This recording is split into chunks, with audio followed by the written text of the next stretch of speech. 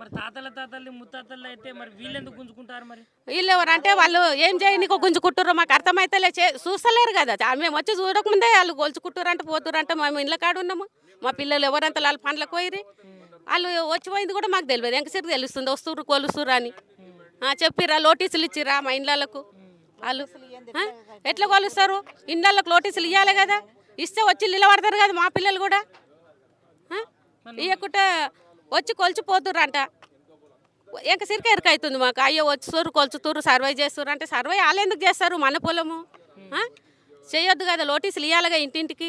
అటు ఉంటాయి కదా మండల ఆఫీసులో నంబర్లు పాస్బుక్లు ఉంటాయి కదా, మరి వీటిని బట్టి ఇంటికి నోటీస్ ఇవ్వాలన్నా వద్దా?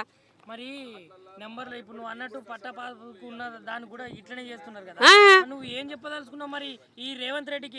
ఏమని చెప్పదలుచుకున్నావు? రేవంత్ రెడ్డి మా పొలం మాకే, నువ్వు నాలపర్తి రోడ్ చేసుకుంటావా, నువ్వేం డెవలప్ చేసుకుంటావు, మా పొలాలు మాకే.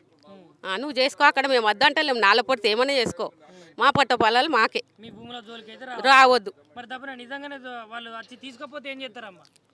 ఎట్లా తీసుకుంటారు? మా సైన్లు లేనిది మేము ఒప్పుకొని ఎట్లా తీసుకుంటారు? అది గౌటాన్ని కాదు, మీరు సంపాదించి ఇచ్చింది కాదు. మాది మా పిల్లల తాతల నుంచి అది కాపాడుకుంటూ వచ్చినాం మేము. అంత కష్టపడి కూడా 5 రూపాయల కష్టం చేసి కూడా మేము అమ్ముకోలేము. అప్పుడు అమ్ముకుంటే ఇప్పుడు ఏడగుంజుకుంటుండే నా ఇల్లు కట్టుకుని ఉంటే. మా పిల్లలు కష్టం, మేము కన్న కష్టం చేసి మా పిల్లల్ని గవర్నమెంట్ స్కూల్లో చదివించి నిలబెట్టుకున్నాము. అప్పుడు అమ్ముకుంటే ఏం చేస్తుండే?